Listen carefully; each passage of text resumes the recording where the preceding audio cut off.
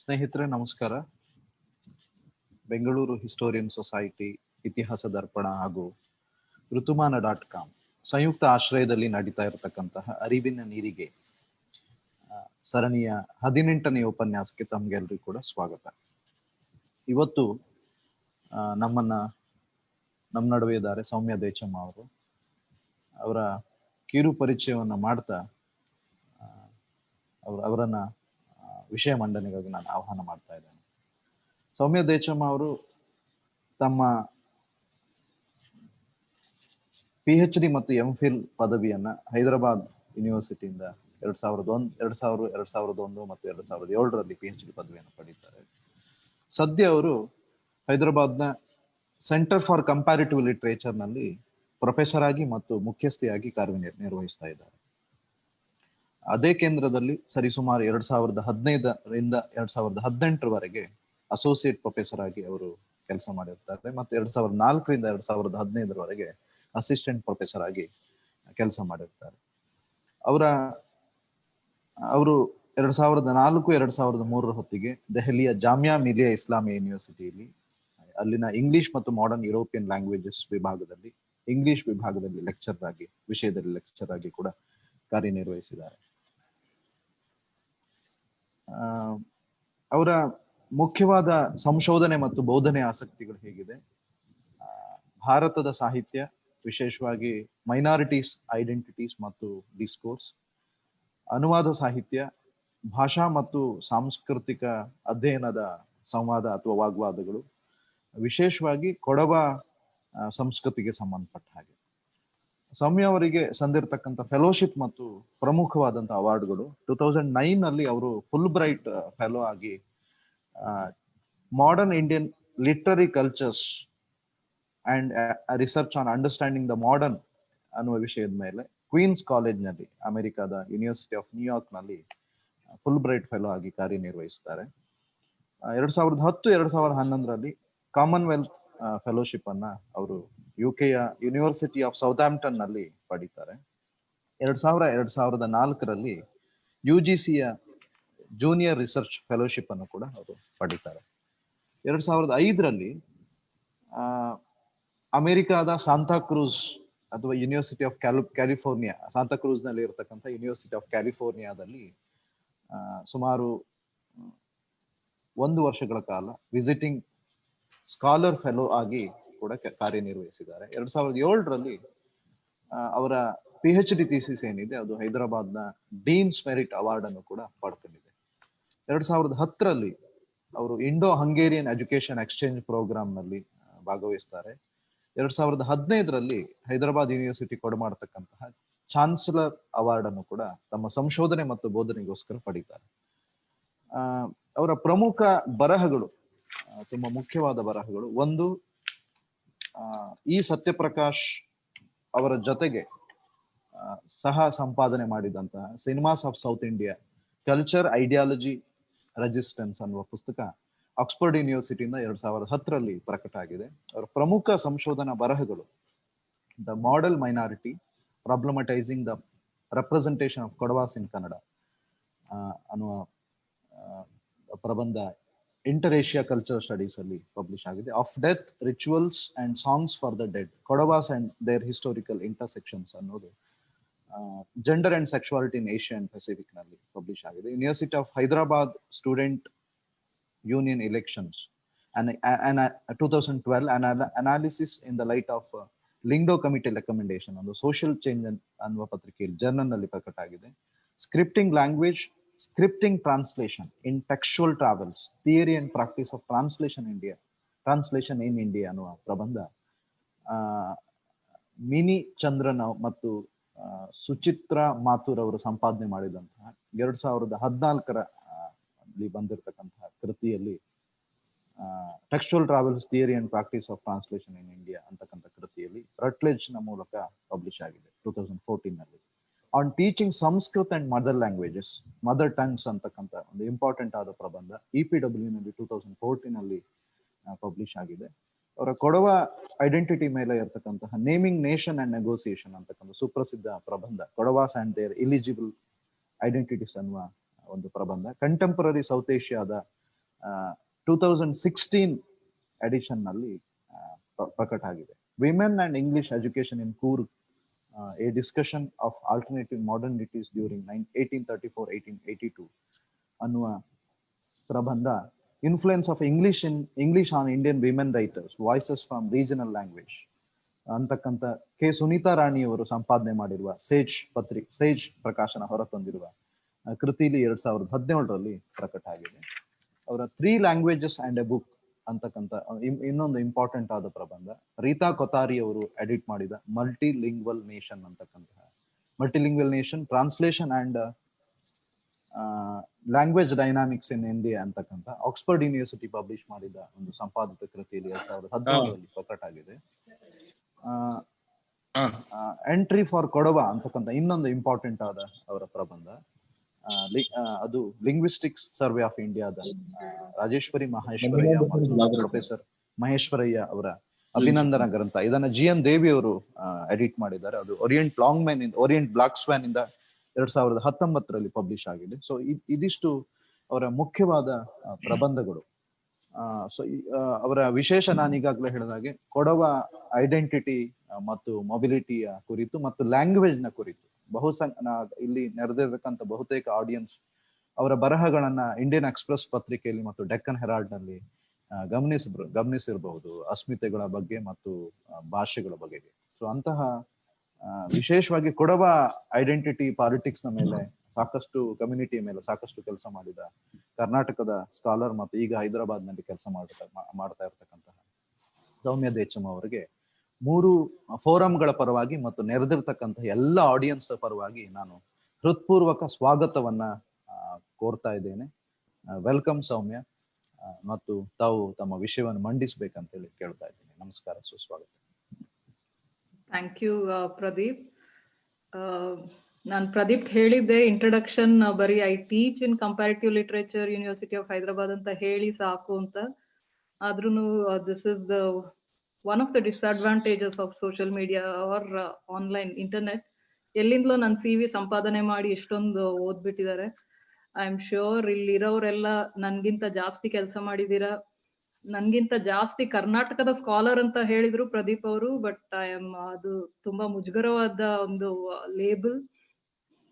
I don't know label ನನ್ನ ಕರ್ಕೋಬೋದ ಕರ್ನಾಟಕದ scholar ಅಂತ, ಅದ್ ನಂಗೆ ತುಂಬಾನೇ ಡೌಟ್. ಅಂಡ್ ಇಲ್ಲಿ ಇರೋರೆಲ್ಲ ನನ್ಗಿಂತ ಜಾಸ್ತಿ ಕೆಲಸ ಮಾಡಿದೀರಾ ಕರ್ನಾಟಕದ ಬಗ್ಗೆ, ಕನ್ನಡದ ಬಗ್ಗೆ. So I am not really sure whether I can be called a scholar of Karnataka, although I have worked on Kodava and Kodava related issues. Pradeep ಅವ್ರಿಗೂ, ಋತುಮಾನದವ್ರಿಗೂ, ಈ ಆರ್ಗನೈಸರ್ಸ್ ಎಲ್ಲರಿಗೂ ತುಂಬಾನೇ ಥ್ಯಾಂಕ್ಸ್. ಬೇಕಾದಷ್ಟು ಸಲ ನಾನು ಅನ್ಕೋತೀನಿ, ಹೈದರಾಬಾದ್ ಅಲ್ಲಿ ಇದ್ಕೊಂಡು ಒಂದು ಸೆಂಟ್ರಲ್ ಯೂನಿವರ್ಸಿಟಿಲಿ ಇದ್ಕೊಂಡು I have restricted myself to Kodava studies. ಕನ್ನಡದಿಂದ ಏನೋ ದೂರನೇ ಉಳಿದ್ಬಿಟ್ಟಿದೀನ ಅಂತ ಅನ್ಕೋತೀನಿ. One of the connections who ground me is professor Shivaram Padikkal. ನನ್ನ ಟೀಚರು ಇಲ್ಲೇ ಕೆಲಸ ಮಾಡ್ತಾರೆ ಈಗ, colleague. He is very senior. He grounds me in certain kind of Kannada discourses.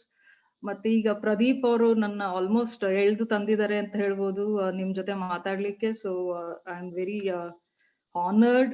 It's my pleasure and honor to talk to all of you and hopefully learn from all of you, and I hope there will be many suggestions and questions on my work. ಈ paper ನಾನು 2018 ಅಲ್ಲಿ ನಿಯಾಸ್ ಅಲ್ಲಿ present ಮಾಡಿದ್ದೆ. I have worked on it. I am working on it for a book. So book chapter ಆಗಿ ಕೆಲಸ ಮಾಡ್ತಾ ಇದ್ದೀನಿ. So it's partly presented and I've worked on it. I'm still working on it as a part of a larger book. So there might be gaps and so on. ಅದನ್ನ ನೀವು ನನ್ನ ಗಮನಕ್ಕೆ ತಂದ್ರೆ I'll be really happy. So I'll begin my paper. ನಾನು ಓದ್ತೀನಿ. ಕೆಲವೊಂದು slides ಇದೆ ಮಧ್ಯದಲ್ಲಿ. Otherwise I'll read from what I have written. So this study is an attempt to take a critical relook at the idea of Sanskritization, which for over 70 years has influenced the disciplines of sociology and anthropology, and more importantly, has a huge currency in the contemporary politics of India. It also attempts to see how such notions culled from practices of ethnography are inescapably bound with the language of caste. Drawing from Talal Asad, who is a very well known established anthropologist, I further argue how the language of caste is enmeshed within the language of inequality. The larger question I hope to address is this: how are certain languages and people associated with non Hindu practices made less or more modern than others through the frames of language and ethnography? Because the idea of Sanskritization has its roots in the study of Kodavas, I base my arguments on the anthropological texts written on Kodavas by non Kodava Indians in the mid 20th century. So, my initial plan was to understand Sanskritization's implications by using three texts. These three texts are the Coorg Tribes and Castes by L. Ananthakrishna Iyer, published in 1948, D.N. Krishnaya's History of Kodagu, Kodagina Ityasa in Kannada, in 1974, and M.N. Srinivas's Religion and Society Among Coorgs, 1952. The History of Kodagu, I read the Kodava translation of it, and it is just a chronicle of kings who ruled the region and almost written as a tourist guide of Kodagu. And L.K. Iyer's book is largely based on the notes of his father and other secondary ethnographic material. And to my knowledge, other than these three books, Krishnaya, Anand Krishnaya, and M.N. Srinivas, there are hardly other writings on Coorg in the early and mid 20th century, and written by non-Kodavas. Right? So both, in fact, Anand Krishna Iyer and Srinivas were writing in the 1940s. Both were anthropologists by profession, and both were quote unquote outsiders to Kodagu and Brahmins of Tamil origin. So there is much in Iyer's text that can be understood from the Orientalist Indologist framework. But as I read Srinivas's text on Coorg for the second time after many years, I was compelled by the need to engage with this work. The reasons are many. I'll come to the reasons in a short while. And I also felt engaging with Srinivas's ideas is a response to the idea of Sanskritization that at its origin, the idea of Sanskritization has its origin in his work in Kodagu. And he refers to Kodagu as Coorg as it was then known during the colonial times. How this idea of Sanskritization can be seen in juxtaposition to the idea of modern is something that interests me, and to some extent I'll examine here. Indeed, how being modern and how being Sanskritized has much to do with anthropological texts. Using or not using the language of caste will also be my focus. I shall use the term Kodagu and Coorg alternatively. As you know, Coorg is the anglicized term for Kodagu now, which is officially, the district is officially known as Kodagu. Not just because idea of Sanskritization has been appropriated by contemporary politics, but it has been one of the major frameworks to understand caste Hindu Indian society.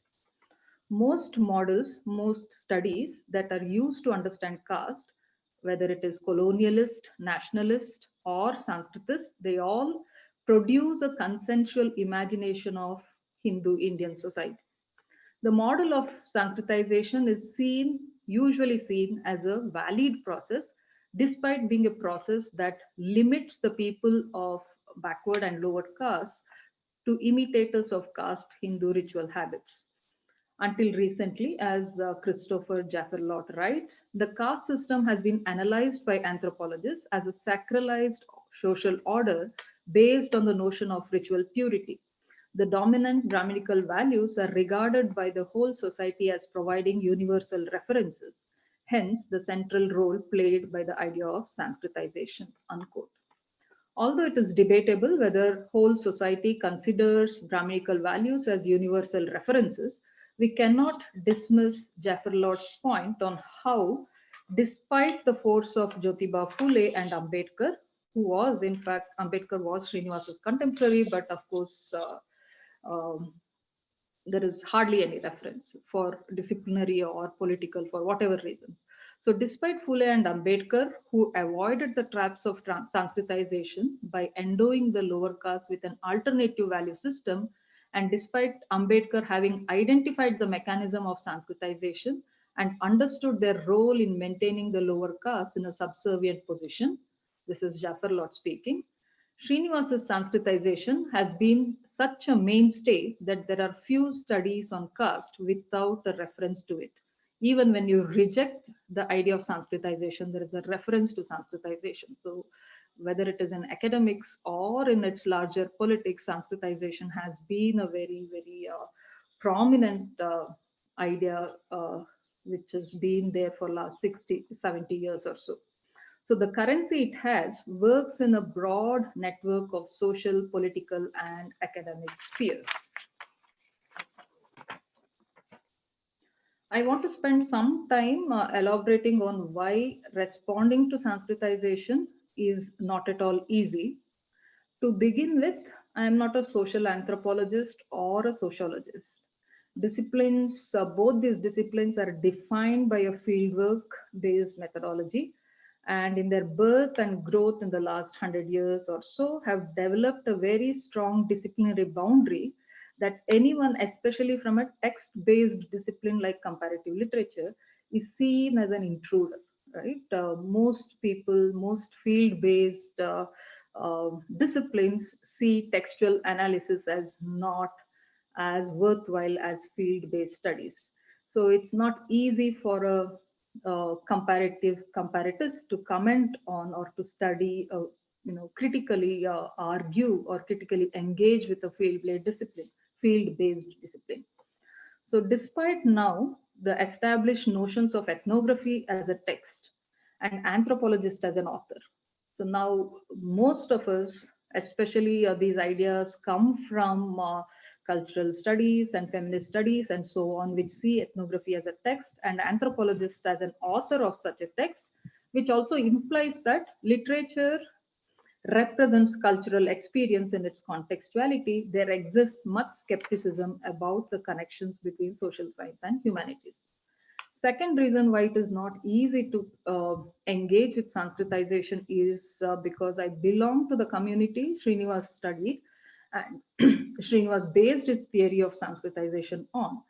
So I believe that although this gives me a certain kind of insider's authority, and also it also contests the authority of the anthropologist, there is also a very clear binary of the insider outsider here, and I don't want to fall into that trap.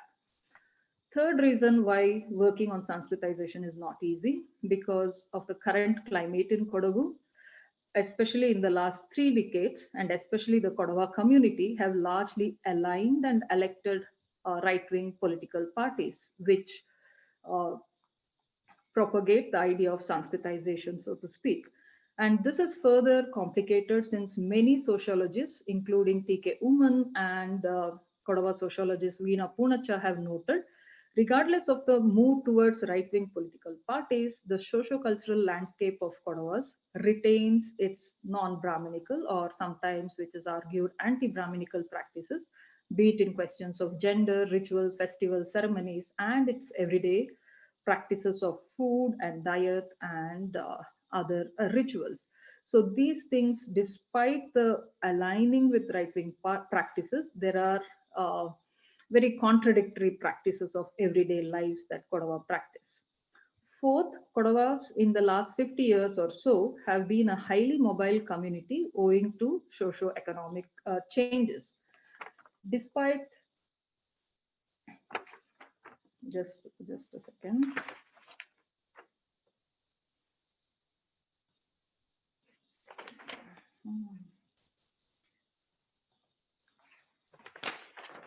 I'm sorry, page number आ जाएगा.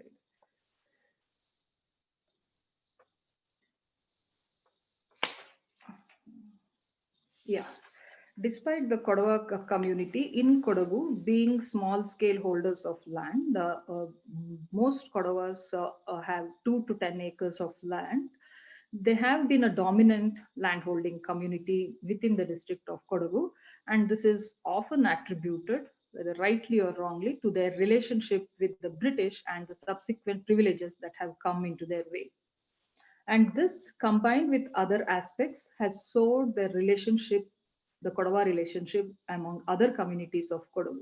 So there are a whole lot of tensions between the dominant Kodavas and the Okaliga Gaudas, which are equally dominant in a certain sense, Arabashe Gaudas, Kodava Mapalas, and not to speak of the tribes, Erava, Kuruba, uh, etc. And also the Kodava relationship with Dalit caste, which is manifest in many dominant ways, is matter for many research yet to come.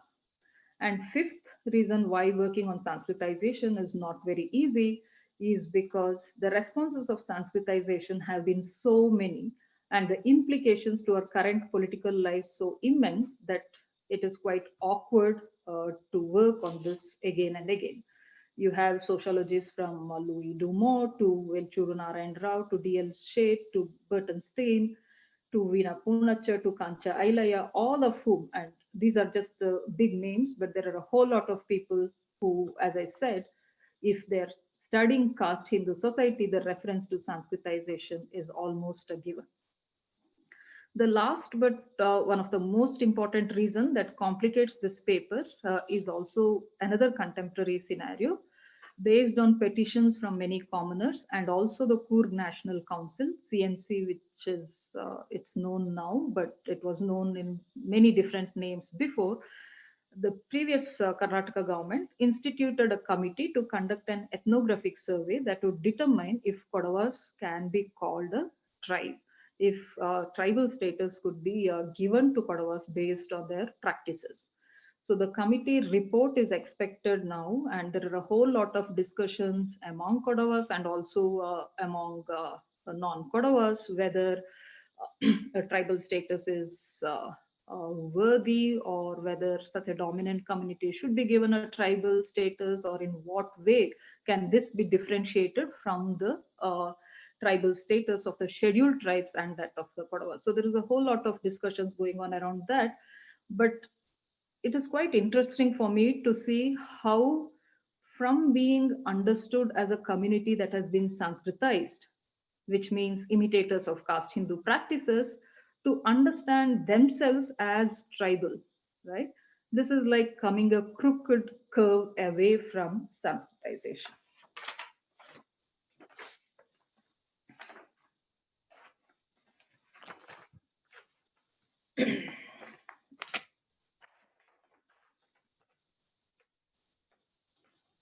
Okay, so Kodavas, as mentioned earlier, so that were the difficulties or the tensions I have within myself when I study a Sanskritization. And Kodavas, as I mentioned earlier, is the community Srinivas studied and based his initial formulation of Sanskritization on. The Karnataka government classifies Kodavas as other backward classes, and Kodagu was under the British rule for a long time. And in 1947, it was a sea state, and in 1956, it merged into what is now called the state of Karnataka. And like all languages, this audience here, like I'm sure agree with me that like all languages, Kodava is also an oral language and is spoken not just spoken by the dominant Kodava community but also by a number of minority communities in the district of Kodagu. The communities native to Kodagu that speak the Kodava language include Kodavas, what are called Amma Kodavas, Heggades, Panika, Hajama, Airi, Malaya, and also others. And there are also other linguistic minorities in Kodagu, Kodagu Mapilas for one, and also Erava, Betad Kuruba, Jain Kuruba, among others. And needless to say, the relationship among the many communities that speak the Kodava language are characterized by many hierarchies. I come to the question of language and ethnography. which I feel is characterized by a problem of subjectivity, right? Who is the subject of ethnography? Although many ethnographers before and around and after M.N. Srinivas have seen language as a practice along similar lines with other sociocultural practices, Srinivas's work unfortunately pays hardly any attention to language. Needless to say, language is definitely a practice which is cultural, a practice which is political as any other practice. Despite arguments to see language as a knowledge system, Despite arguments to see language as a knowledge cultural system in its written or spoken practice form, the tendency to see language as a medium, worse, not paying attention to it at all, is quite prevalent within the practice of social sciences, especially the practice of ethnography in India. For me, and for most people these days, language is a dynamic practice that has multiple life worlds and multiple possibilities. And I argue for the need to consider knowledge systems that are steeped in every spoken language, a knowledge system that has its own history, literature, whether oral or written, and a language that has a relationship with the local economy, with people's lives and practices, the way they understand the world they inhabit, the relationships with other languages and people around them. So, why does this language question become central to ethnography? Why is it important to see the relationship between ethnography and language, be it colonial ethnography or post colonial ethnography or contemporary ethnographies? Is language essential at all, or are we placing an undue emphasis on the verbal mode of performance? To me, since the ethnographer invariably uses the verbal form, invariably uses the written form of words to represent a community and represents its practices to other communities, and this representation happens in a usually more powerful kind of a language, it becomes imperative that we need to address the language question head on. Both M.N. Srinivas and Talal Asad, who are quite the protagonists in this paper, trained with the Oxford anthropologist Evans Pritchard, who refuted that anthropology belonged to natural science. Evans Pritchard actually saw anthropology as a justifiable part of humanities, especially history. I quote, finding a way to translate one's own thoughts into the world of another culture and thus manage to come to understand it, and then to translate this understanding back as to explain it to the people of one's own culture. So ethnography is all but observing other culture, working with another culture, and writing about it to another culture. So essentially, what Srinivas does is study the Kodwa culture and write about the Kodwa culture in English to another audience altogether. He is not writing it to a Kodwa audience, right? So it is basically translating a community's practices into another language for another audience altogether.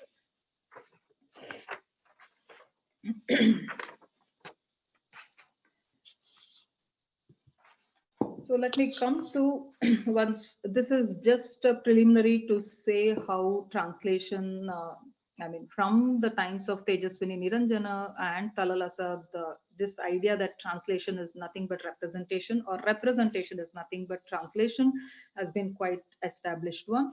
How Sanskritization fits this idea of translation as representation and what does language of inequality do with it is what I am trying to look at. So, what is Sanskritization? Maybe we'll just have a brief look at this uh, quote from Srinivas, right?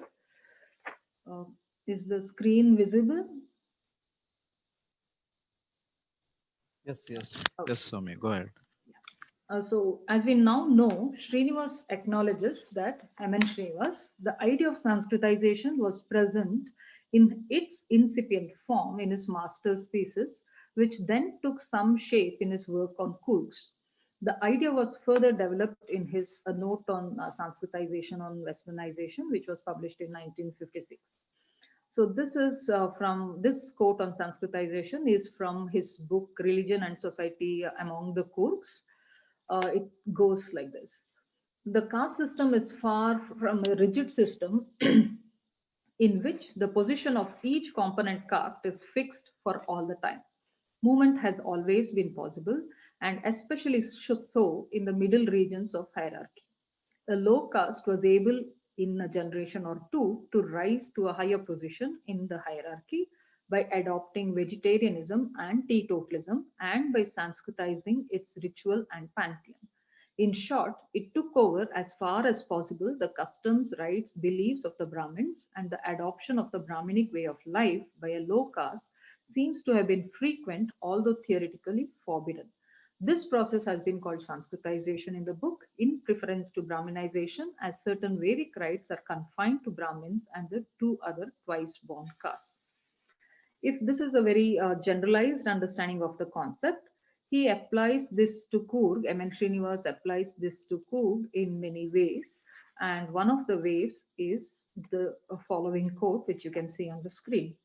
In every part of the Kannada country and in Coorg, the Lingayat sect, exclusively of non Brahmins, have exercised in the past a Sanskritizing influence. Lingayat ritual is Sanskritic, though not Vedic, and the Lingayat Rajas of Coorg have been responsible for the Sanskritization of the customs, manners, and rites of Coorg. This is again from his book, Religion and Society Among the Coorgs. So Srinivas acknowledges that the Sanskritizing influence on the Kodava community has largely can largely be attributed to the Lingayat kings who ruled Coorg from the early 1600s to 1834 when the British took over. For a brief while, Coorg was also under Tipu. Srinivas then proceeds to give some examples varying from temple based practices to erecting of tombs and others that do not actually, according to me, add much to the argument of Coorg's and Sanskritization. Importantly, I note, he says, quote, Lingayatism made headway among Coorgs because it was the religion of the rulers, right? So there is this aspect of power that is very much inherent in this idea and practice of Sanskritization, although Srinivas doesn't use this analysis of power and Sanskritization, he almost makes it a kind of willing practice of Sanskritization, that the subjects took Sanskritization almost willingly, right? Although this quote says otherwise. It was the religion of rulers and therefore it has the power over the ruled. The first thing, perhaps, for us to discuss is the etymology of this word Sanskritization. Does the word refer to Sanskrit, the language, or Sanskriti, which can have a range of overlapping meanings from religion to culture to civilization? A.M. Shah, in his Sanskritization Revisited, mentions how M.N. Srinivas and the linguist historian Suniti Kumar Chatterjee, and Chatterjee was writing in 1950, Srinivas's book came out in 1952, both of them used the both of them used the term Sanskritization around the same time without being aware of each other's usage. According to A.M. Shah, both Srinivas and Chatterjee use the term largely with reference to language. By this, he means Sanskritization as a concept that was and that is inextricably linked to the religious and cultural complex found in classical Sanskrit literature. It is interesting that Shah, who is writing in 2005, refers to politics of standardization as Sanskritization of languages. Both Sanskrit and Sanskriti suggest an act that brings perfection in matters of culture, language, literature, behavior, and so on, right? Sanskritized. So Samskrita. So it largely refer to how somebody is very cultured, how somebody's culture is very close to perfection, and so on. And it is also, as I said, a commonly used word for refinement, sophistication, and perfection. We also understand that these meanings are not just denotative, they're connotative in many ways. They refer to a whole range of meanings, implied meanings. What is refined culture and what is refined behavior? right? This suggests that the cultures and practices of the upper caste, which are taken to be granted by birth, and this is what Srinivasa's usage clearly meant. By Sanskritization, Srinivas means the adoption of aspects of culture of the upper caste by the lower caste. In particular, it also referred to, as the quote we saw, it refers to vegetarianism, teetotalism, custom, rituals, rites, festival, and pantheons of God, all belonging to the people who posit value to themselves and their practice in the hierarchy of the caste system. Rebutting or refuting Srinivas on factual errors is not at all difficult, because it's quite common knowledge that Kodavas relish meat. They've not taken to vegetarianism at all. And especially the Kodava pork, which is very popular in everyday diet, be it rituals or festivals or anywhere, there is no Kodava function or a ceremony without pork. So the vegetarianism part of Sanskritization is highly questionable. And of course, no teetotalism. No teetotalism. Again, the Kodava love for liquor is quite popular. And also the absence of Brahmin and Brahminical rituals. No, sorry, the absence of Brahmin and Brahminical rituals in festivals, ceremonies, and rites, even today. In the beginning, as I noted, uh, both the TK Uman and Veena Punacha have noted, right, how despite the alignment with the right-wing parties, Kodava rituals even today have retained a very non-Brahminical kind of a practice. Uh, I just want to note one practice which I think is very essential to Hindu practice, but the Kodava practice is highly different. This is, I have worked on this elaborately in the paper on death, death and sexuality, the songs for the dead. So this practice where if a man dies, the death rituals, the dead man's wife, dead man's son, dead man's daughter, all of them have equal rights as much as the son does. And so does the husband of a dead woman. If a woman dies, it's the husband of the woman, or the daughter of the woman, or the son of the woman who have equal rights. Unlike in the very Hindu custom where you need to have a son to fulfill the death rights of the father or the mother. Uh, Most places in Coorg, among the Kodavas, the daughter and the son or the dead man's wife light the pyre together.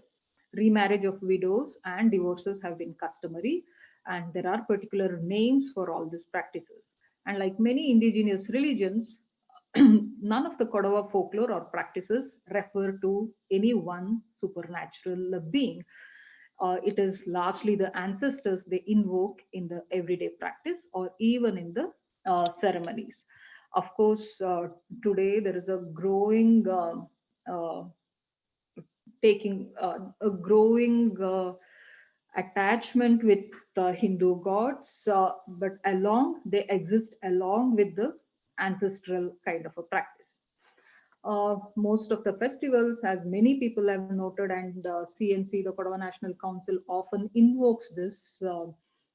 How Kodava festivals have been around the agricultural practices of the landholding Kodavas, right? So all these Kodava practices and customs, which are observable, verifiable facts, are strong reasons, as I said, put forward by the Kodava National Council for a tribal status.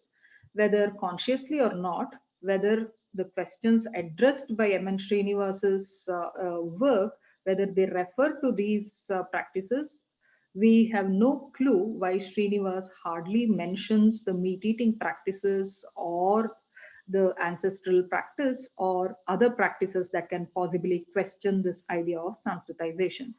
So Srinivasa's account, basically what I argue, is a selective account of Kodava practices that justified his idea of Sanskritization. Right? Just an example of pork eating might have reversed, because most outsiders today, even in Hyderabad recently, I found that there's an online portal that sells Kodava pork curry, and it is run by a Telugu caste man. So it's it almost looks like there is a Kodavaization, at least in the practice of pork eating, if not in other practices, which is I have borrowed this from the Dalitization of Kancha Ilaya. But then, if such kind of a reverse Sanskritization happens or Kodavaization happens in relation to pork eating, it can essentially question Sanskritization, and therefore I argue that Srinivas kept certain select practices outside his study.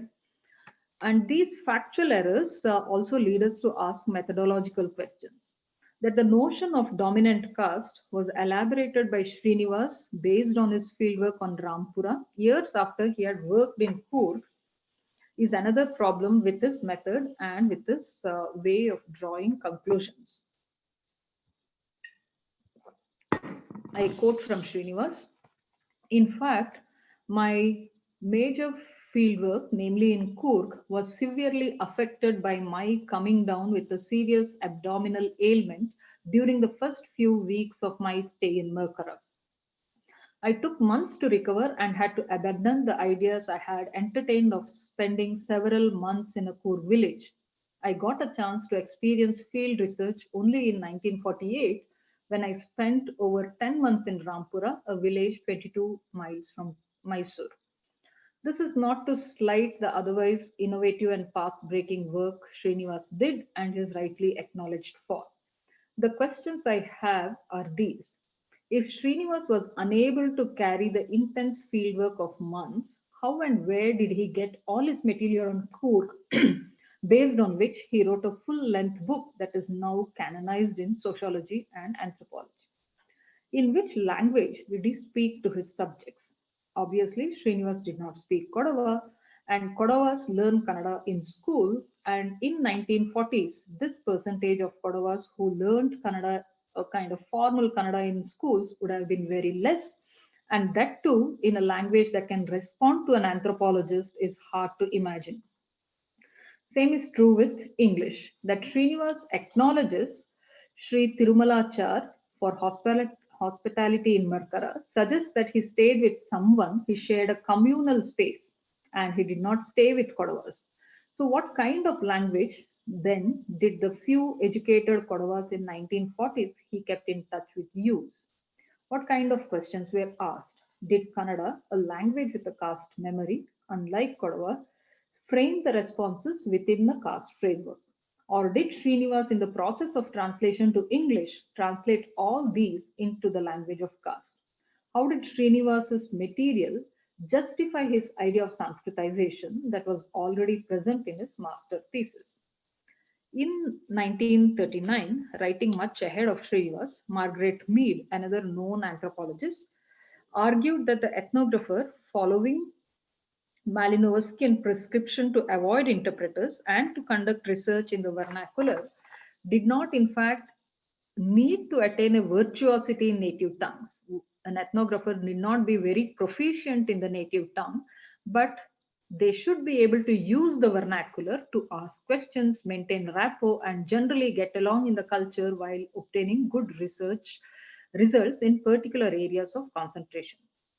And if for Margaret Mead, a limited usage of language was sufficient, language was not central, but it was sufficient, right? It was a minimum usage was of language was required. Evans Pritchard, with whom actually Srinivas trained, on the other hand, never dissociated the concern of language from the concern of ethnography. For Srinivas, it was neither language nor practice. It was a narrative listened to in English from a very privileged educated informants who told him what he wanted to listen. I also have this argument, but I can't justify this because I don't know to whom Srinivas spoke to. So when you are spoken to, you are asked questions by a Brahmin anthropologist who is trained in Oxford, and you're asked questions about your practices, about purity, about impurity, and so on and so forth. And the few educated Kodavas whom he spoke to, I think, did not want to be seen as quote unquote impure than the Brahmin. They did not want their religion to be seen as lesser than that of the Brahmin and gave the answers that the anthropologists sought. So there is a kind of any informant, basically the agency of the subject works here, and it is quite a manipulative answer which was sought and which was got by M.N. Srinivas. So, what were the questions asked? How were they framed? To whom they were addressed? We have no clues about them in Srinivas's book. And what ethnography often masks is the voice with which it carries its interpretation. Also, ethnography seldom attributes its voice to the individual, although most ethnographers, especially here, M.N. Srinivas spoke to few individuals. It attributes the voice and interpretation to the whole of the community and not to the individual. So the interpretation of the ethnography is always generalized at the cultural level to that of the community and beyond. You can see how Sanskritization as an idea came up with interacting with some Kodavas, then it is attributed to the whole community, and now Sanskritization has become a term that is attributed to a whole lot of communities across India, right? So ethnography, although it might be done at the individual level, is attributed at a much large, generalized at a much larger level. So the Coots or the Kodava's idea of kinship, religion, upward mobility, generalized from the words of a couple of English and Kannada speaking Kodava friends during Srinivas's few weeks of stay in Markara, becomes the objective truth of Srinivas's ethnography that further lays claim to the biggest marker of change in the caste society through the idea of Sanskritization. This, as Roy Wagner has argued, is nothing less than the invention of culture, its activity being plural and beyond anybody's control. For once, I find Gayatri Chakravarti Spivak quite useful here. Spivak, who is a comparatist, but has in the last 1 decade or so, has argued for a whole lot of interdisciplinary crossing of boundaries in her own words. I quote Spivak, who talks about fieldwork and language. We need to work to make the traditional linguistic sophistication of comparative literature supplement area studies, supplement history, anthropology, political theory, and sociology, right? By approaching the language of the other not as a field language. Indeed, I'm inviting the kind of language training that would disclose the irreducible hybridity of all languages. So, for the social scientists, language shouldn't remain just a just a media for a field work, but it should actually enable the social scientists to explore the hybridity that is inbuilt in all languages. And Spivak further argues for considering languages as active cultural media rather than objects of study by the sanctioned ignorance of the metropolitan migrant like many of us. As mentioned in the beginning of this paper, during the times in which Srinivas was conducting during the times in which Srinivas was conducting his fieldwork and writing, the question of language did figure in anthropology. Indeed, as Talalasad points out, as early as 1954, George Linhart saw notions of translation as central to the task of social anthropology. I quote from Linhart: the problem of describing to others how members of a remote tribe think then begins to appear largely as one of translation, of making the coherence of primitive thought that is inherent in languages it really lives in as clearly as possible in our own language, unquote. So what Srinivas seems to have done is exactly the opposite.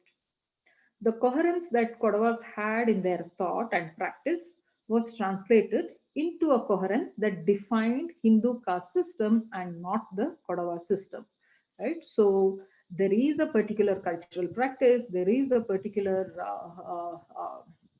way of life which, when translated into English, assumes another kind of coherence. And this coherence, I argue, is a very caste Hindu coherence. So again, I have another comparatist in mind who says, this is Lucia Boldrini, translation then is inseparably connected to a civilizing mission, the bearing of Christianity and Western letters to the barbarian. Literally, as we have noted, those who do not speak the language of the empire. From its beginnings, the imperialist mission is, in short, one of translation, the translation of the other into the terms of the empire. So, what ethnography has done is essentially this: translate the other, translate somebody who is different from you into your own language, into the terms of the empire. Christianity here will have to be substituted by Hinduism, and it makes perfect sense as to why the Brahmin anthropologists found very perfect reason in civilizing the different, if not barbaric, Kodavas. Srinivas also acknowledges works of Mogling, Richard, Madikerianda Chinnappa, and M.B. Manu, who, along with others, had worked on Coorg. These and others, almost all of them colonial administrators, missionaries, have referred to Kodavas as a peculiar race, as a community, as a tribe, and so on and so forth. Very rarely have these colonial writings have described Kodavas in caste-based terms like Srinivas done. In fact, I've been recently reading Prathama Banerjee, Ajay Skaria, and others who argue that this difference between the categories of caste and tribe is a very colonial kind of a distinction, and there were no clear distinction between what can be called as a caste or what can be called as a tribe, and so on and so forth. But these categories were just in the making and got crystallized during colonial times and also in the times of Srinivas and so on. But the problem with Srinivas is that Srinivas used these terms of caste in describing communities where perhaps caste practices were very different or non existent. So, in his book, this Religion and Community and Caste, when describing certain events and rituals, Srinivas uses the term high caste okka and low caste okka. Right? Okka in Kodava refers to clan. That's the term, Kodava term for clan, or what is popularly known as the family name. And till date, the Kodava community is structured in exogamous clans that are called Okka. The idea of caste among the clans is non existent, or I am not aware of that. And there is no equivalent term for high caste Okka and low caste Okka. These are the terms that Srinivas uses in English, right? What is a high caste Okka? What is a low caste Okka? There is no explanation in Srinivas, or there are no equivalents in the uh, Kodava language. All clans are same among the Kodavas, and none are above the other. Of course, in the recent times and in the association with Lingayat kings and the British, have made some individuals in some Okkas richer than the other. But then clans can be huge. There are big clans, there are small clans, and class mobility is based on individual families and not based on Okka. So you can have a very rich person belonging to the uh, Chatai and the Bada clan, let us say that's the my clan, or there might be a very a poor person belonging to the same clan as I do. So there is no possibility of understanding any clan as a high caste clan or a low caste clan. And as I said, there are no explanation of these terms in Srinivas's work, and definitely not in the observable practice of Kodavas. So, what is the function of caste in such a context? And there are even many other examples also, the way Srinivas uses the terms muddy and pole. Now, most Kannada speakers would know what muddy is, right? A certain caste based purity or cleanliness that muddy refers to. And in Kodava, as I grew up or as I observe others, and after reading Srinivas, something which I've observed even more closely, it's a term which is rarely used, right? And then, as I said, in Kannada, it is used in the frame of purity connected to caste and practices that are associated with bath, food, clothes, eating, and so on. And much less than muddy because pole, the other word pole, which is suggesting impurity, that is even less used. And these words suggest similar meaning. There are many other uh, words that Srinivas could have used, but he chooses to use muddy and pole, connects it with the caste framework rather than anything else, right? So Srinivas seems to have done is this, is to import these words from Kannada, although his home language was Tamil, he directly used these languages into the Kodava practices. He translated them into Kodava and he translated the Kodava practices into Kannada within the framework of caste. Uh, So then, using the caste-based terms and turning these concepts as Sanskritization, Srinivas uses the language of caste to understand something that perhaps is outside of caste. By using Sanskrit and Sanskriti, the language and culture of the caste elite, irrespective of its irrelevance in the context of Kodagu, he not only framed the question of change in society in terms of lower caste aspiration to move up in the hierarchy, but also set the model for aspiration as the culture of higher caste. This not only brought communities like Kodavas into the structure of caste, but reinforced the language and ideology of inequality, is what I want to bring forth here. To bring in the language of caste also means bringing in a structural inequality.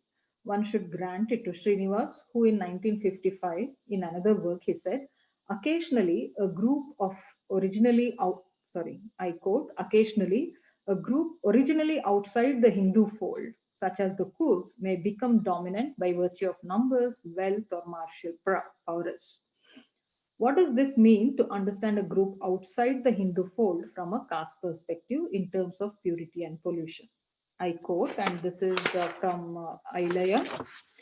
In order to Brahminize the Dalit Bahujan elite, this school of sociologists constructed a theory of Sanskritization that virtually appealed to the Brahmin Banya civil society to open its doors to Brahminize or co opt the Dalit Bahujan elite, so that the historical danger of destabilizing the Brahminical caste could be revealed.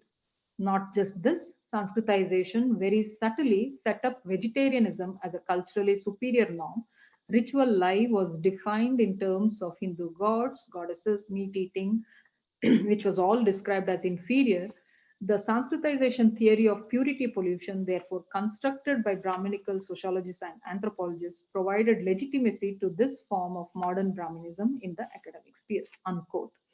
So essentially, what Ailaya is saying is one, all the practices of the lower castes or backward castes or other castes were described as inferior, and there are certain communities, especially the Dalit Bahujan elites, who potentially could destabilize Brahminical practices. Such practices were co-opted into what was called Sanskritization. So the next section is titled Kodava as Modern, Modernity and Westernization versus Sanskritization. So in her critique of Sanskritization, Veena Punacha notes how Srinivas's book represents an account that is frozen in time at a critical juncture of colonial and post-colonial transformation, which in turn represents the culture of Kodavas as static, while there were a whole lot of things that might have needed attention. At a time when colonial court's relationship with British was rewarded in many ways, Srinivas's whole book doesn't seem to see it as worthy of contextualizing. So there's Srinivas's work doesn't refer to any kind of relationship between the Kodavas and the British, right, which resulted in a whole lot of changes in the society. So that kind of a change, while it was actively in practice during Srinivas's time, doesn't get any mention. So it's Srinivas's account is kind of frozen, is what Punacha is arguing. In effect, it seems to elide this history altogether in the anxiety of portraying a Sanskritized culture. So once you talk about the westernizing influence of the British, it will actually question the Sanskritizing practice, right? So perhaps Srinivas doesn't want to put in these two contradictions together, westernizing influence and the Sanskritizing influence. P.K. Ooman, I quote, who says this: although the Kurds were more westernized than the Mysore Brahmins, when Srinivas was doing his fieldwork, he failed to observe this phenomenon. And in spite of the fact that Kurds were more westernized than the Mysore Brahmins, Srinivas found that they were eager to Sanskritize. This woman says is a very sequential determinism, right? It's a linear model of mobility that has three stages. So any community in Srinivas's theory will go through three stages of mobility. There is a pre-Sanskritization, there is a Sanskritization, and a westernization.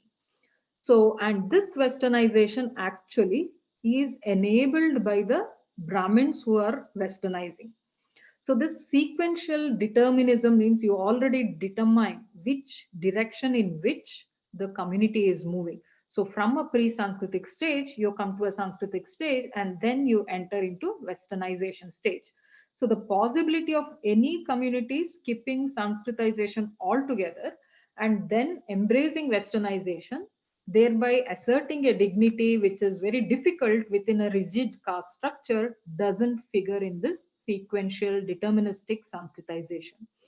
So in his revised note of Sanskritization, Srinivas, to his credit, he notes, while the westernization of the Brahmins enabled the entire Hindu society to westernize, the Brahmins themselves found some aspects of westernization, such as diet, freedom, dress, freedom from pollution, difficult to accept. Perhaps another caste should not have found them so difficult. The cooks, for instance, took quite easily to British diet and dress and certain activities like dancing, hunting, and sports. One thing I want you all to note is for Srinivas, it is the Brahmins who enabled the entire Hindu society to westernize, right? There is hardly any agency to the non-Brahmin caste to westernize themselves, right? They're almost always blind imitators of the caste Hindu practice. They have no choice to directly embrace westernization. It is through the Brahmins who enable them to westernize. And you should also note that when he says the cooks, for instance, took easily to British diet and dress.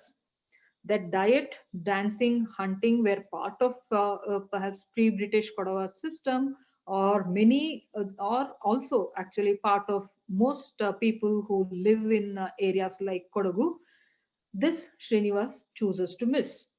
And Kanchailaya is right on the nail when he notes that, though, I quote Ilaya, though Hindu nationalist modernity was constructed with reference to European, particularly British practices of modernity, the indigenous sources of modernity that were rooted in Dalit Bahujan productive and proto scientific processes were never examined as science of soil and never examined as modern, right? Modern is only enabled by the Brahmin.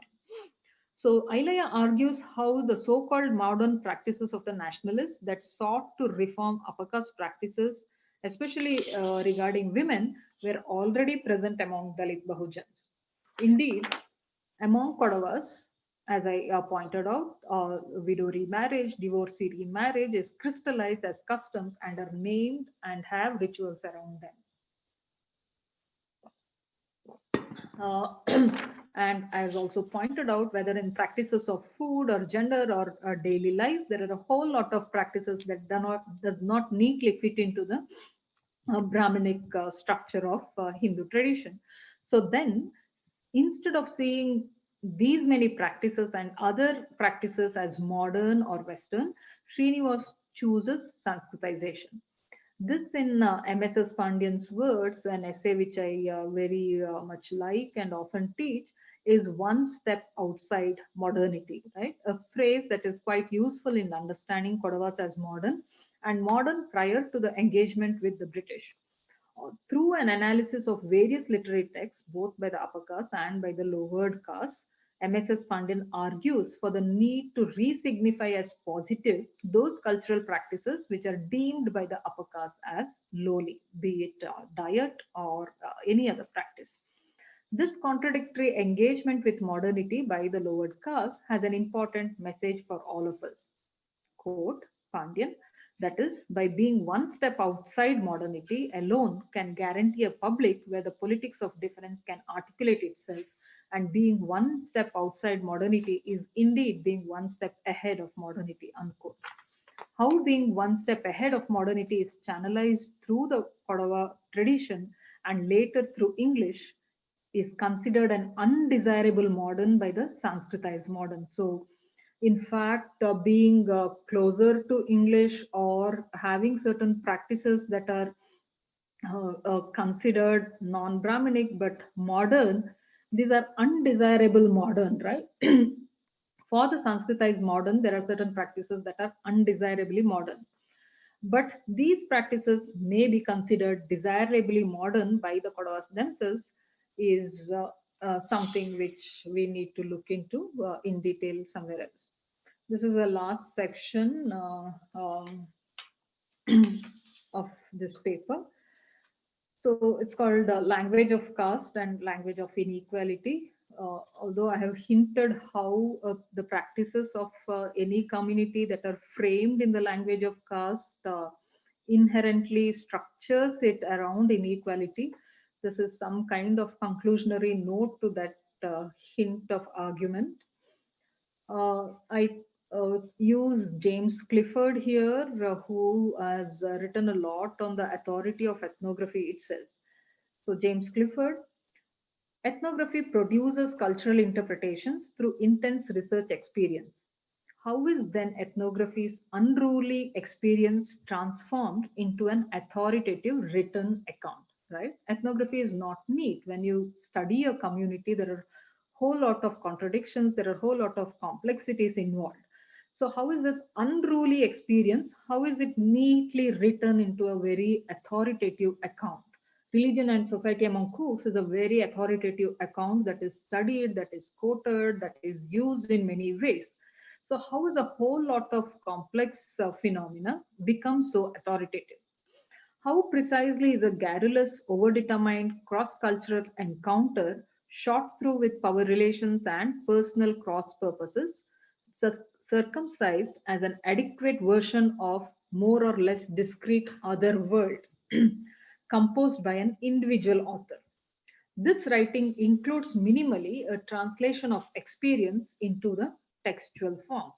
So, something that the ethnographer listens to, something that the ethnographer observes, is translated into a textual written form. This involves multiple subjectivities and political constraints beyond the control of the writer. In response to these forces, ethnographic writing enacts a specific strategy of writing. So, this specific strategy of writing is what the language of inequality is what I argue. So, it is these strategies of writing that leads to inequality of languages on which Talalasa bases his argument on. And according to Asad, the anthropologist, from his or her practices of ethnography, has to test the tolerance of his or her language, his or her own practices, for assuming unaccustomed forms. What sorry, what Asad is saying is that instead of framing another society, instead of translating another society in the language of the anthropologist, usually in English, in a certain format, you should allow the practices of the community you study to transform yourself, right? Instead of seeing the society as transforming like the way you desire, you reflect on your own practices, and ethnography should allow you to reflect on your own language and your own practices. So, as we saw in the case of Srinivas, the test was for the language and people he studied. The touchstone for the test was the universal language of caste, a language culture Srinivas was part of. We try to represent the people we study and their conceptions systematically in the logical constructions we have been brought up to use, and we hope at best to reconcile what can be expressed in their languages with what can be expressed in ours. right? So what they speak, what they practice in their own language, we hope at best to express it in our own language.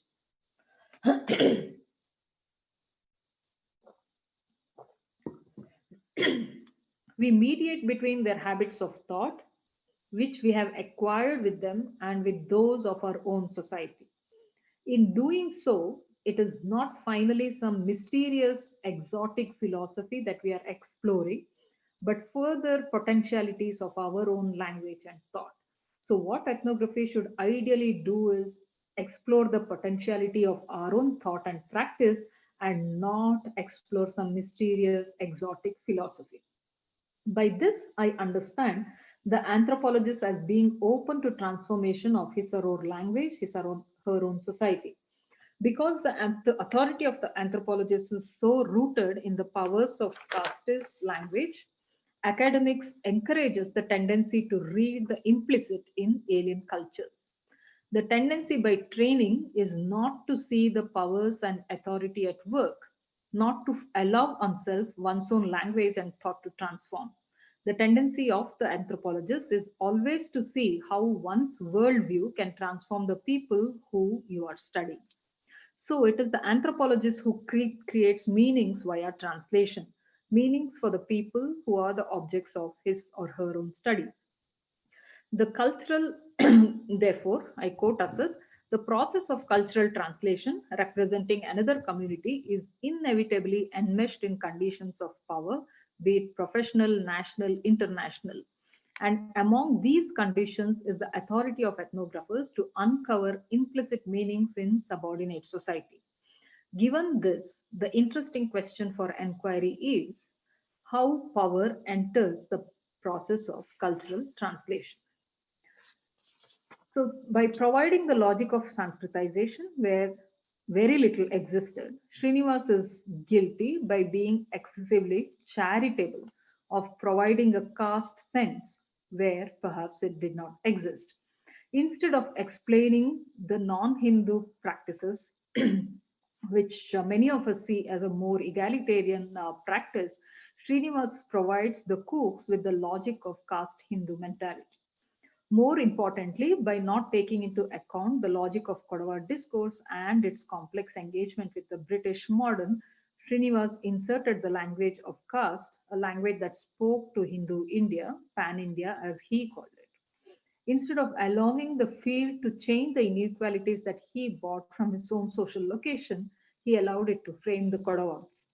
To see Kodava as already modern or perhaps more modern, skipping Sanskritization would mean to destabilize the logic of caste, a proposition that was perhaps undesirable. For Talal Asad, ethnography is on shaky ground precisely because it is meant to be for another audience in a language that is usually inaccessible to the people it describes. Right, so you study a people and write about them in another language. So the people whom you study cannot usually, rarely, never read an account of themselves written by the anthropologist. It's only later that perhaps in an ideal situation, as another anthropologist put it, in an ideal situation that the people who are studied can actually question what is being written about them. And ethnography can stand tall only when it can be called by the people who are its objects. The process has only begun, and I will end this paper with a personal anecdote, which for me has been the best critique of Sanskritization and endorsement of a certain kind of Kodava modern. When I first read this paper in NIAS in Bangalore, I had visited my father in Coorg. He has been in Coorg all his life. And we were chatting, and he was telling me about the village gossip. Just the previous year in my village, the Tulu Brahmin had committed suicide for various reasons. So my father told me that his widow, his wife, had remarried, uh, and it was very rare that Brahmin women, even today, remarried, but she had remarried, and my father was sharing this gossip with me. So I said, yeah, it's nice, and it's good that she found somebody to marry. And my father said in Kodava, Ikika Pattamalu modern ayanundu. Right? These days, Brahmins are also getting to be modern. So with that, I'll end my talk. I hope I made some sense, and I hope there'll be many things to discuss further from your questions. Thank you very much. Thank you, Pradeep, and thank you, everyone. Yes. Thank you, Soumya, for a beautiful lecture. Now it's the time for question and answer. First question I'm taking from Professor N. Manu Chakravarti. Is a retired professor in NMKRV College, Bengaluru. Talking to many Kodava friends,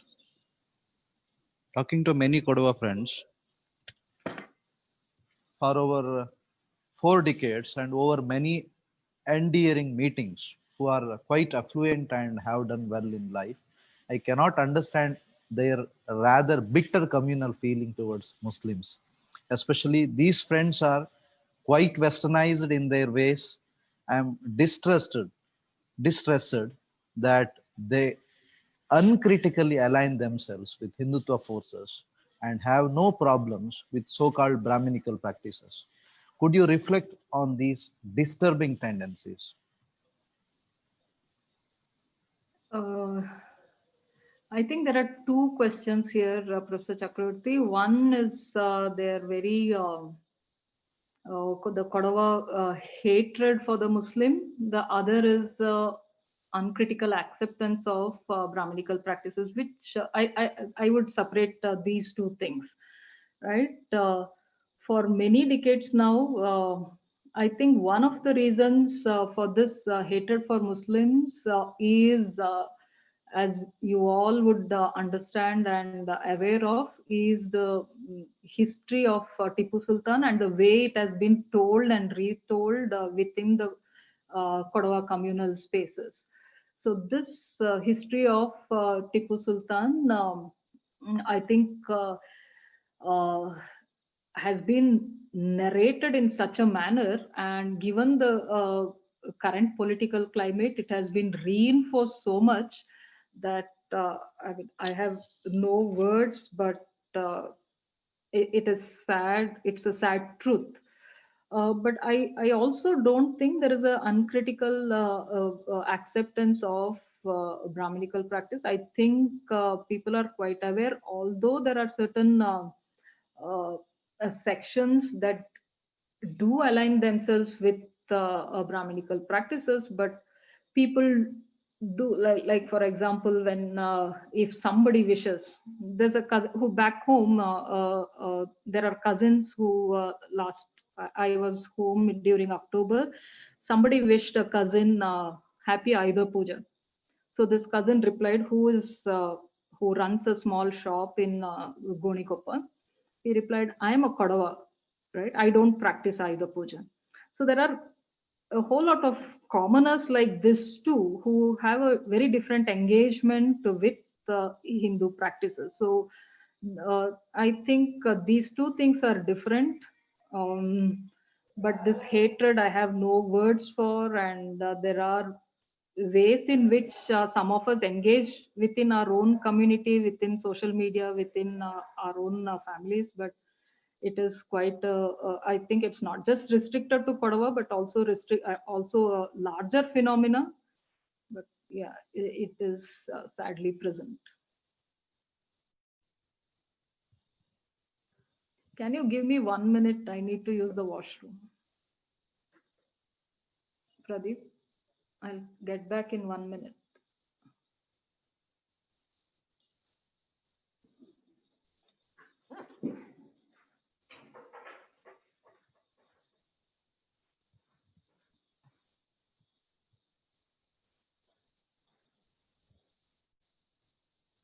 Hello. Hello. Yeah. Second question by some unknown audience. He's asking that it is very much appreciative that Kodava rituals and cultures are entirely different and non-Vedic. But isn't it ironic that they cling on to Hindu when it is referred religion?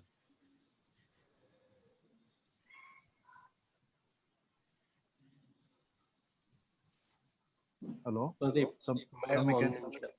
बात Okay. कर रहे हैं.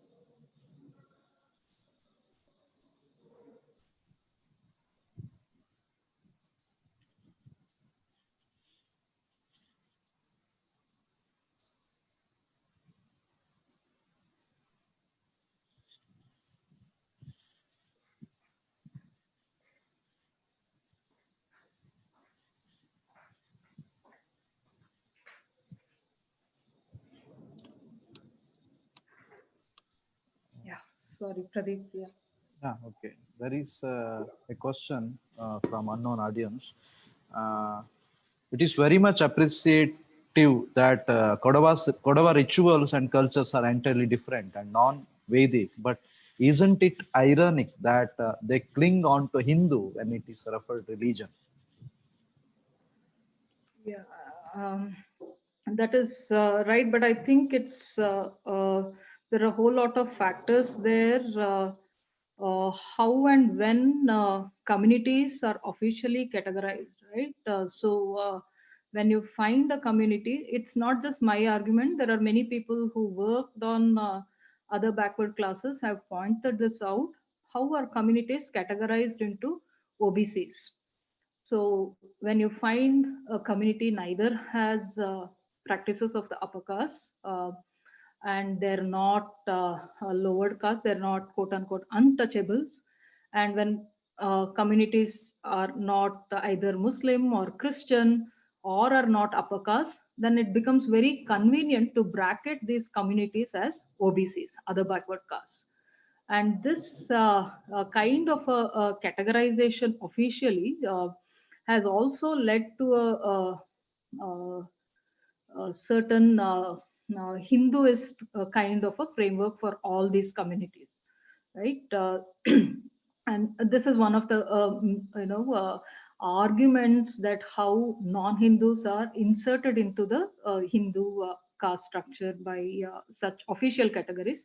But other than the official categorization, which is a practice since colonial times, census, and so on and so forth, there is also this, I think, a very nationalist kind of a ideology that since the colonial times that has been very prevalent, right? So in this nationalist imagination, identity that is very um, very anti-colonial was desirable. So what is this anti-colonial ideology that suited the nationalist ideology is the Hindu identity. So an Hindu identity which gave a certain kind of assertion was kind of, if not imposed, was made a very umbrella kind of an identity to all the communities, which then communities took over, right? There is this official kind of ideology or official kind of a categorization. Then there is this national identity, national ideology, nationalist ideology through which Hindu identity becomes umbrella identity. And then, of course, in today's Islamophobic world, you have a anti-Muslim stand to which Hindu identity very easily speaks to. So there are a whole lot of things that makes Kodava easily identifiable with a Hindu despite their practices. Question from Mahabala Yadu. What is the origin of Kodava ethnic group? From where and when they migrated to present Kodagu and settled here? I don't know this, but I also don't think Kodavas migrated. Or my favorite answer to this is also every human being has migrated from Africa, right? So Homo sapiens are all migrants. They're all beings that who have migrated from Africa and settled in various parts of the world. So I don't think it is specific to Kodava. Migration is part of human history, and there is no historical or scientific study that can prove as Kodavas as very different or who have come to Kodagu recently. They have been in Kodagu since I don't know when. So have the other communities in Kodagu. So this migration theory is I don't buy it basically. Question from Seema Murira. That are Kodavas a separate race or they are a community?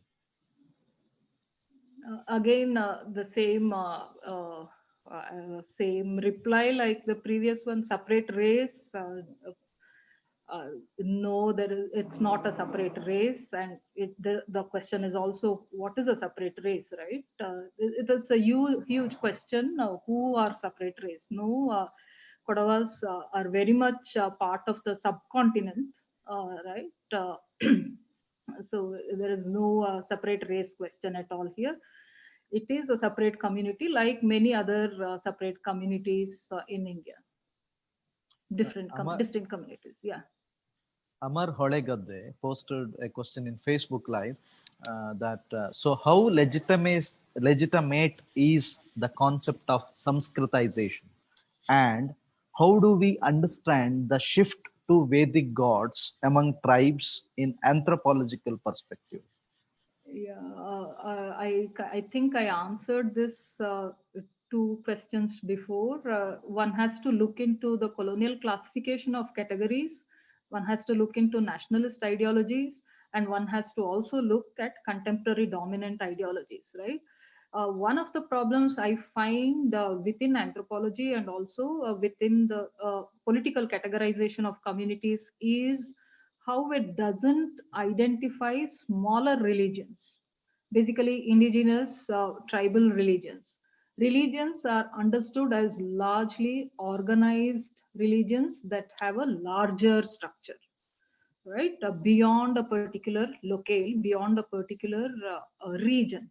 So, in this understanding of an organized structure within a certain hierarchy, the smaller religions of the tribes are not counted as religions and therefore included in the dominant religions of the surroundings. It may be Hinduism. It's largely Hinduism in India, where tribes are associated with Hindus. Although, if unless many tribes convert into Christianity, you are associated with Hindus. I mean, this is also true of Native Americans in America, right? So, but many of them have accepted Christianity, but many of them have retained their own indigenous religion. But instead of understanding indigenous religion, official and political categorization often makes it impossible for smaller religions to assert themselves, to identify themselves. So I think anthropology does look into smaller religions, but the pressures of contemporary ideologies are quite strong, as you know, and therefore, if not a shift to Vedic gods, there is a certain conversion, if you want to say, towards the dominant religion. Jyoti Jaiprakash has a question that with the gradual but definite shift towards a right-wing affiliation, Do you see the Kodavas eventually following a Srinivas version of Sanskritization? I think it is much more complex. There are certain uh, practices that may not be Sanskritized, that may not be Brahminical, but it may be, you know, a modified version of a practice or a ritual. But it is, one cannot see any community for that matter. Even when you study Brahmins, you can't study them based only on their tradition, right? They are professors, they are IAS officers, they are this, they are that. So one has to see the Kodava community in a whole network of practices. There is a overlapping of the local agricultural dominant feudal kind of a community, which is combined with a certain version of Brahminical rituals, which is also combined with certain formal education that has made them quite westernized. And there are whole lot of identities that are parallel, that are complex, that are contradicting, that pull the community in different directions. So I don't see Kodavas as Sanskritizing, whether now or then. I see it as a complex identity, just like any other community should be seen as made up of a whole lot of discourses, not just of one way of one linear way of looking at identity, but a complex way of looking at identity.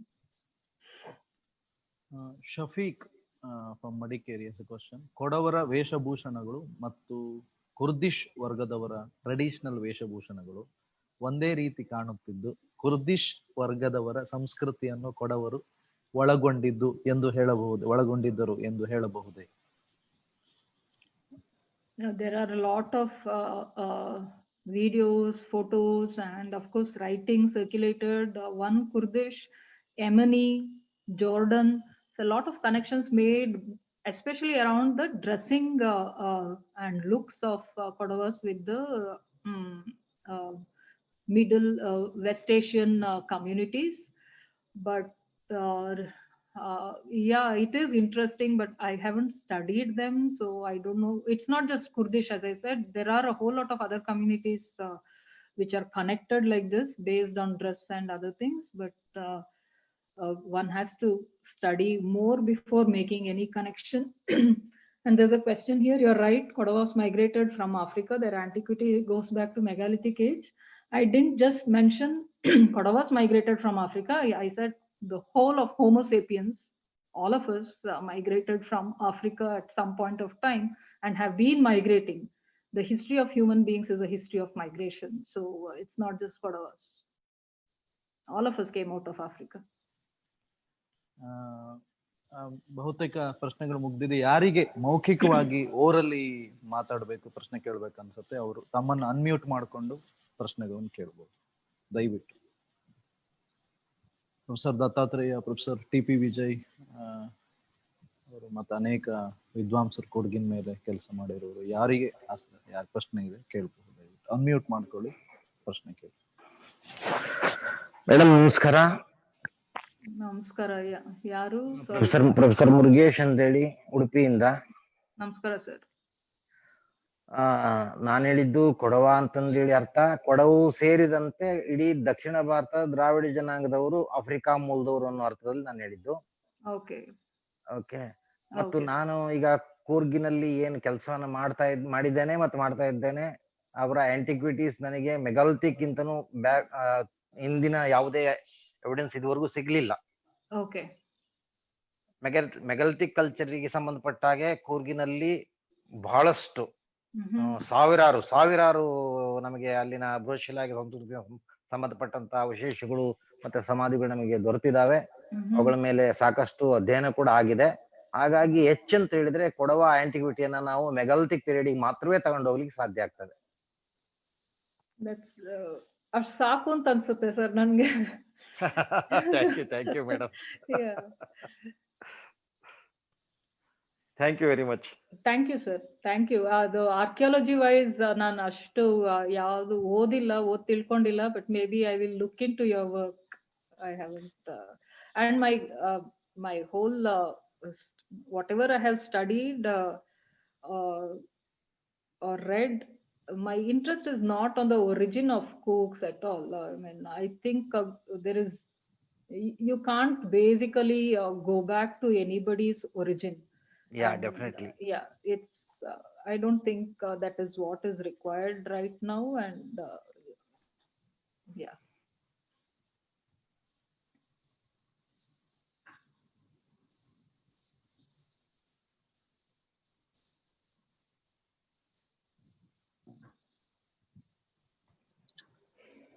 ನಮಸ್ಕಾರ, ನಾನು ಭಾಸ್ಕರಮಯ್ಯ. ನಮಸ್ಕಾರ sir. M N Srinivas ಮತ್ತೆ ಅಂಬೇಡ್ಕರ್ ಸಮಕಾಲೀನರು ಅಂತ ಹೇಳಿದ್ರಿ. ಹೌದು sir. M N ಶ್ರೀನಿವಾಸರ sensitization concept ಬಗ್ಗೆ ಅಂಬೇಡ್ಕರ್ ಯಾವ ನಿಲುವನ್ನು ತಾಳಿದ್ರು madam? Sir, I don't think Srinivas ಅವ್ರ ಅಂಬೇಡ್ಕರ್ ಬಗ್ಗೆ ಎಲ್ಲೂ ಹೇಳಿಲ್ಲ. ನೈದರ್ ಹ್ಯಾಸ್ ಅಂಬೇಡ್ಕರ್ ಅವ್ರು ಕೂಡ ಶ್ರೀನಿವಾಸ್. ಆಕ್ಚುಲಿ ಶ್ರೀನಿವಾಸ್ ಅವ್ರು ಪಬ್ಲಿಷ್ ಮಾಡಿದ್ದು 1952. ಅಂಬೇಡ್ಕರ್ ಅವರು 1956 ಅಲ್ಲೇ ತೀರೋದ್ರು. So I don't think Ambedkar ಅವರು ಶ್ರೀನಿವಾಸ್ ಅವ್ರು ಏನ್ ಬರ್ದಿದ್ದಾರೆ ಅಂತ ಅವ್ರು ಓದಿದಾರೋ ಇಲ್ಲೋ. ಎಲ್ಲೂ ಅಂಬೇಡ್ಕರ್ ಅವ್ರ ವರ್ಕ್ಸ್ ನಾನು ಸುಮಾರಾಗಿ ಓದಿದ್ದೀನಿ, but I have not come across his reference to Srinivas. But what Ambedkar has done is he has understood the process of how Brahminic culture imposed itself on the lower caste. Adre Ambedkar or ಏನ್ ಮಾಡಿದ್ದಾರೆ ಅಂದ್ರೆ, Ambedkar has given a positive value to the lower caste practices. That is what I was trying to say. Instead of saying M N Srinivas ಅವ್ರು ಏನ್ ಹೇಳ್ತಾ ಇದ್ದಾರೆ, ಕಣ್ ಮುಚ್ಕೊಂಡು lower caste ಅವರು almost they have followed the practices of the upper caste people, right? This is what he call Sanskritization. ಆದ್ರೆ ಅಂಬೇಡ್ಕರ್ ಅವರು ಏನ್ ಹೇಳ್ತಾರೆ ಅಂದ್ರೆ, largely although there is this Hindu caste system that has been imposed on a whole lot of other caste, he doesn't see the lower caste as blindly imitating. Ambedkar and before him Phule, they have given a certain kind of agency to the lower caste to fight it back, to resist it back. Sanskritization concept ಅಲ್ಲಿ ಈ fighting back ಅನ್ನೋದು, agency ಅನ್ನೋದು, ನಮ್ಮ ಮೇಲೆ ನಮ್ ವರ್ತಿ, ನಮ್ practices ಅಲ್ಲಿ ಸ್ವಲ್ಪ ವರ್ತ್ ಇದೆ, we are able to assert ourselves ಅನ್ನೋದು ಸಾಂಸ್ಕೃತೈಸೇಷನ್ ಅಲ್ಲಿ ಎಲ್ಲೂ ಕಾಣೋದಿಲ್ಲ, right?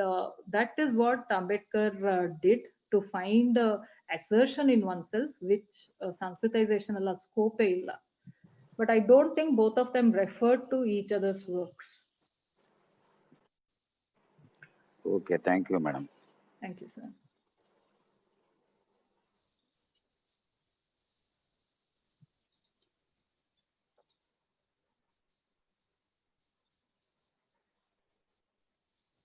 Soumya, this is Dattatreya. I have a very simple question. Hello, can you hear me? Simple question ಅಂದಾಗ್ಲೇ ಡೌಟ್ ಬರ್ತದೆ ದತ್ತ. ಏನಿಲ್ಲ, see, when you attribute these tribal qualities to Kodava specifically, I don't think, I mean, ಎಲ್ಲೋ ಒಂದ್ ಕಡೆ you go back in time and attribute this, you try to retrieve a part of history where you're trying to attribute in a particular transitory phase where you say, yes, this particular community or this community ethnic group exhibited these qualities. Don't you think it is specific to all communities, all non-Brahmin communities across India? Why specifically Coorg, and why does it become, this whole thing of, bari vigorous agi now tribals anta helkoluvanta ಒಂದು development ಇದೆಯಲ್ಲ past 2 decades ಅಲ್ಲಿ, very politically charged. It's more less cultural than more political. Why there is too many dimensions to it. It is not as simple as adu ashulva kanala. That's one question. Number 2 anta ಹೇಳಿದ್ರೆ, you see, you look at it, and you should have touched upon the tremendous internal hierarchies that Kodavas, particularly the dominant Kodavas, exhibit within the 12 ethnic Kodava communities. In vis-a-vis to Yaravas irbodu, Kembatigal irbodu, Hegdegal irbodu, idella noduvaga, how does this community align itself, and particularly their their strengthening and ಒಂದು historical socio-economic mobility ಇದೆಯಲ್ಲ, ಅದಕ್ಕೂ ಮತ್ತು ಅವರ collaborative effort with the colonial rulers, particularly in the last century, ಅವೆರಡು ಅಂಶಗಳ ಬಗ್ಗೆ ನಿಮ್ಮ ಏನಾದ್ರೂ ಮಾಹಿತಿ ಇದ್ರೆ ಹೇಳಿ. So one, the first question, this understanding of any community with as a non-Hindu or within a indigenous tribal kind of a cultural frame, it's true for many communities in India. I agree that there is no doubt about it, and this may just support the fact that Sanskritization has to be relooked.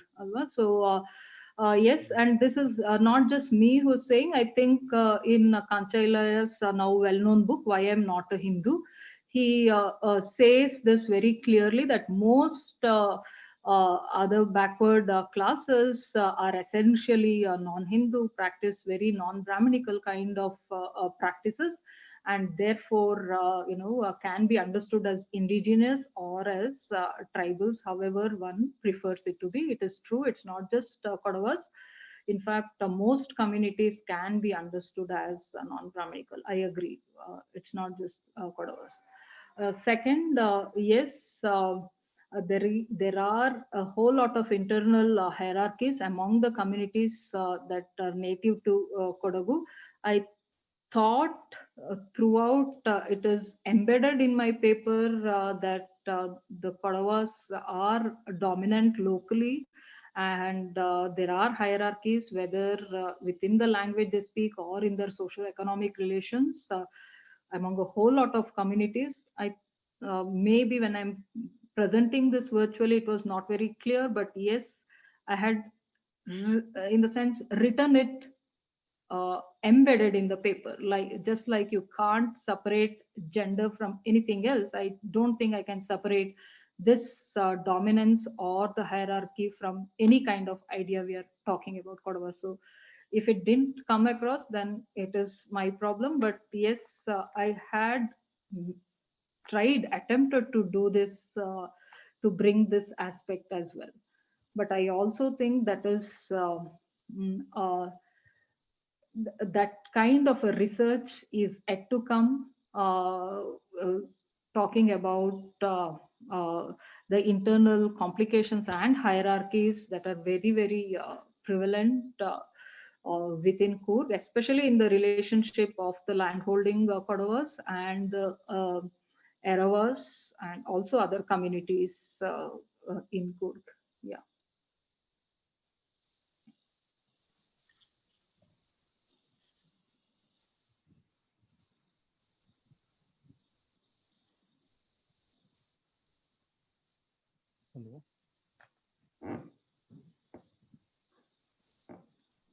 And I'm not very sure if the last 2 decades movement for tribal status among the Kodavas is more political than cultural.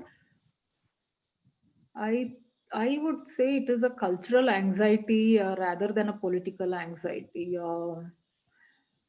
for the Kodavas, right? I mean, if it means if you mean political in the real political sense, in the electoral politics, Kodavas are hardly significant in the electoral politics, so that doesn't make any kind of sense. But if in politics, if we mean the politics of reservation and stuff, that is also complex, is what I think, because many Kodavas, even people who argue for a tribal status, do not see themselves as a scheduled tribe who's seeking reservation. So, but there is also a section of Kodavas within this who argue that reservation will benefit Kodavas, at least in Coorg, where, I mean, people have moved out of their own choice. Kodavas have moved out of their own choice, but still it's a cultural anxiety that fuels this politics, is what I think.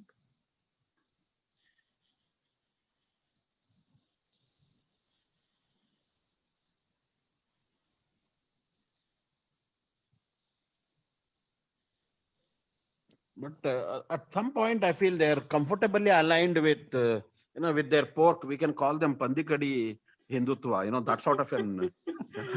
That's true. It's not just Pandikari Hindutva. I think this Pandikari Hindutva is very convenient to take a stance against the Muslims.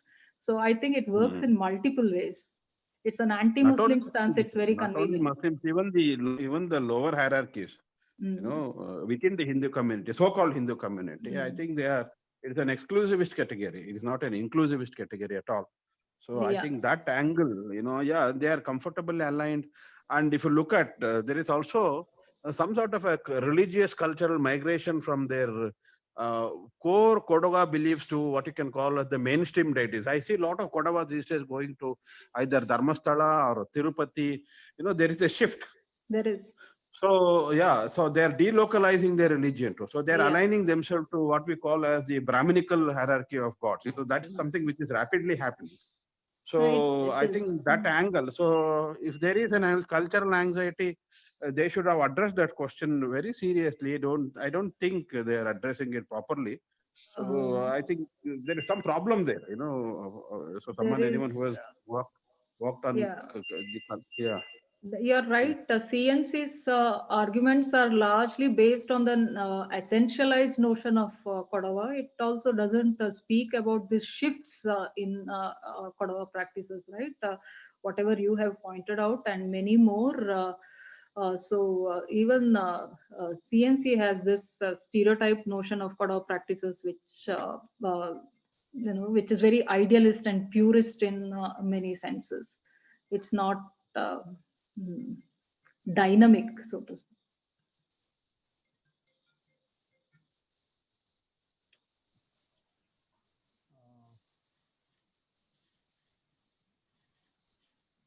Okay.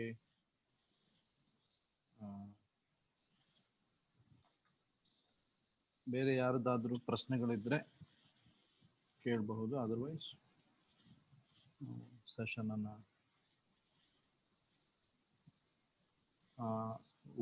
there is one question which appeared in Facebook Live by Vidyadhara Kudekalu, that do you think worship of Igutappa and Kaveri is recent development among Kodavas? If not, isn't it Sanskritization? Yeah, there are records that say that the temple of Igutappa, although Igutappa is known as the god of food, it's now become a Shiva temple. And the temples in Kaveri, which are around Ganapati and Shiva, they're all built by the Lingayat kings, right? So they are recent developments. And as Srinivas pointed out, the religion of the rulers that were taken up, that was imposed on the people of Kodagu. Yeah. Yes, there is, and also as Dr. Dattatreya pointed out, there are also other practices that point out towards certain practices that are quite prevalent today.